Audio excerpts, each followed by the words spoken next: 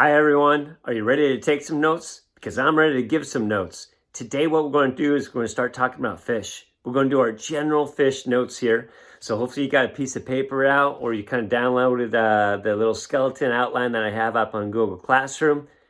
And let's get ready to go. Ready? Here we are. Fish. Obviously fish have gills. Fish's gills are like our lungs. That's how they get their oxygen out of the water. They got to be really efficient. In the air that we breathe, 21% of the air that we breathe is oxygen. How much available oxygen is available in the water? 0.001% of the water has available oxygen. 21% of our air has oxygen, but 0.001% of the water has. So they got a super efficient way of getting water. And the way they have it is they have their gills. I want you to kind of briefly know the outline of the gills and the structures. First of all, it starts off like this, a little arch. In fact, that's what it's called, is the gill arch. Excuse me, I'm going to write it.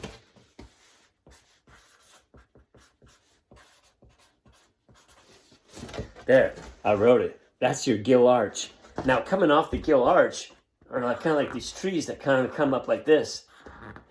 And what these are gill filaments. Yeah, I've got to write it.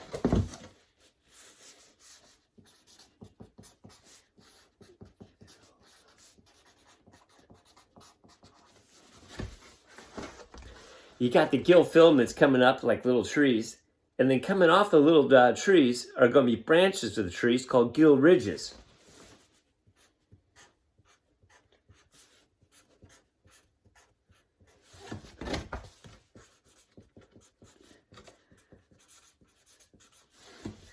So the arch is the gill arch. The little trees coming up are gill filaments. The little branches of the trees are called gill ridges. In the gills, there's going to be blood going through the gills, and the blood's going to have oxygen and going to have hemoglobin, and the hemoglobin is grab the oxygen out of the water. I'm done talking about it. I don't want to talk about it anymore. What I do want to talk about is specific gravity. I'm going to give you the numbers for the specific gravity of water, cartilage, muscle, bone, and fat and oil. The specific gravity of water, 1.0. Specific gravity of cartilage, 1.01. Specific gravity of muscle, 1.1. Bone, 2.0. Fat and oil, 0.8. Let me write it.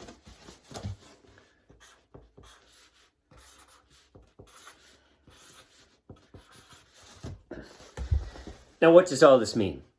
Well, if the specific gravity of water is 1.0, anything that has a bigger specific gravity than water is going to sink in water. And the bigger it is than water, the more it's going to sink. So cartilage, it's going to sink, but it's going to slowly, just barely sink. Muscle is going to sink, it's going to sink a lot more. Oh, bone is specific gravity of 2.0. It's really going to sink in water. Fat and oil, it has a specific gravity of 0.8. So what that means is it's going to float in water. It's why, for most of you, you guys are just huge. You're buff. You're filled up with a whole bunch of muscle. You got big bones. You have very little fat. That's why it's hard for you to swim. You jump in the swimming pool, you go up down to about your chin. Now, your uncle that may not be as buff as you, and your uncle that may have a whole bunch of fat, when they jump in the water, they don't. They float up, and their whole chest is above the water. It's because they have all this fat and oil lifting them up. But fish are made up of these things. It explains these bones. A fish's bones are tiny. They're very small.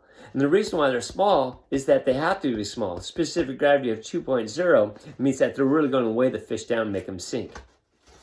So if fish are made up of these things that make them sink, how are they going to overcome that? They're going to overcome it two ways. One way that they're going to have it, they're going to have a lot of fat or they're going to have a lot of oil to kind of lift them up. I want you to write this down. They're going to have fat and oil, and they're going to keep their oil. They got to keep their oil somewhere. Oil is a liquid. Where are they going to keep it? They got to keep it inside of them somewhere. Wait a minute, I know. The biggest organ inside the frog's body was the liver. the biggest organ inside the human body is the liver, and the biggest organ inside of a fish's body is the liver. So what they do is they keep their oil in their liver. Oh, that's why you could harvest the liver of of a lot of fish, and in that liver, there's going to be a lot of oil. They squeeze out that oil, and now you got fish oil. And you could sell fish oil and fish oil tablets because it's high in omega-3 fatty acids, which are good for brain development. Anyways, what I want you to write down is that they're going to have a lot of fat or oil, and they're going to keep their oil in their liver. Next thing that I want you to write down is they have a swim bladder. And I want you to write this down. I'll try to say it slow. Swim bladder is an air-filled pouch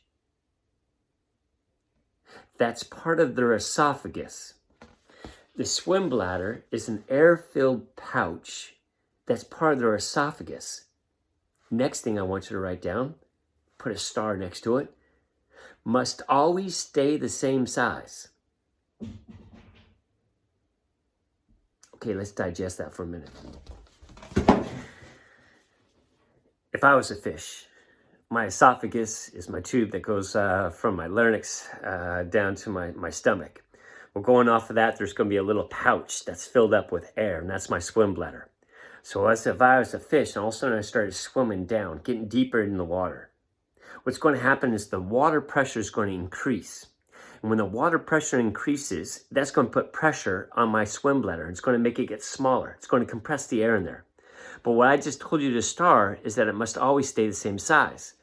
So if I was a fish and I started swimming down, my swim bladder would start to get small. So what I would have to do is I would have to add air to the swim bladder to keep it the same size. Okay, so that's if the fish goes down. But now if the fish goes up, now what's going to happen, there's going to be less water pressure. And the swim bladder is going to start to expand because there's less pressure on the air. That violates the rule. So what the fish has to do is they got to take air out of the swim bladder. So just appreciate that for a minute. Every time the fish swims down, it adds air to the swim bladder. When it comes up, it takes air out of the swim bladder. I don't know if I've got time to tell you about a redneck or not. There was a redneck. He was out salmon fishing. It was a very boring day.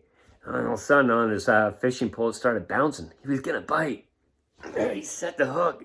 He reeled it up really, really fast. He was super excited. It wasn't a salmon. It was a rock cod that lived down at the bottom of the ocean.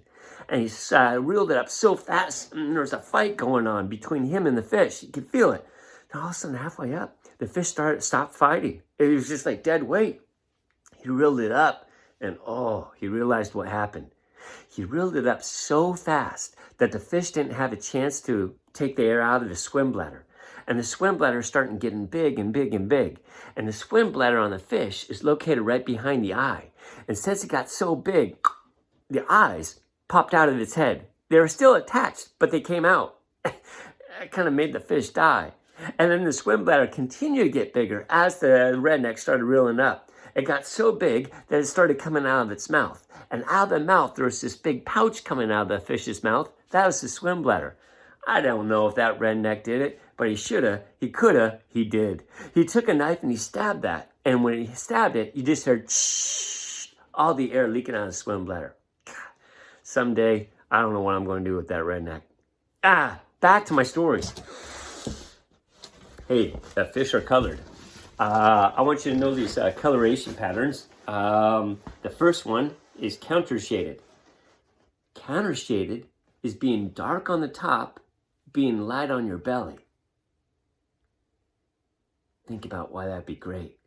If you're dark on top, when you look down in the ocean, everything's dark. So if the fish is looking down and you're dark on the top, he can't see you. Now let's think about the other way. If you look up in the ocean, everything is light.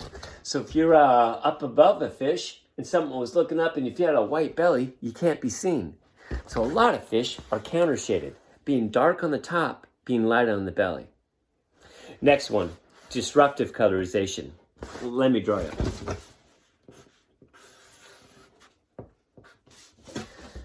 See, you can see this fish right now, plain sight. But now watch what happens. The fish disappeared, didn't it? See, what happens in disruptive colorization is you have these vertical lines that go on your body, and the vertical lines break up your outline so you can't be seen. I think there's a fish here. I can't really tell. Next is warning. Warning. Look out. I'm poisonous. Now, if you're poisonous, you want to tell everybody in the world that you're poisonous so you don't get eaten. So a lot of them are poisonous, and they're going to be those colors of poison. Remember, red means you're poisonous. Orange means you're poisonous. Blue means you're... Blue? Dory. Dory was a blue tang. Blue tangs, they have a poison right underneath their skin. Dory didn't have to worry about being eaten by the sharks. The sharks saw her as being a warning fish. She's poisonous. Don't eat her. Next one, mimicry. All right. Now, here's a fish. A small fish. Now, if you're a big fish and you're going to eat a small fish, how are you going to eat it? Are you going to come in from the front? Well, if you come in from the front, the fish is going to see you and just go away. Are you going to come from underneath? Well, if you come in from underneath, well, the fish could swim in like 3 different directions to get away. The best way to do it is come from behind. So all predatory fish, what they do is they attack from behind. The fish won't be able to see you. What mimicry is this? On their tail,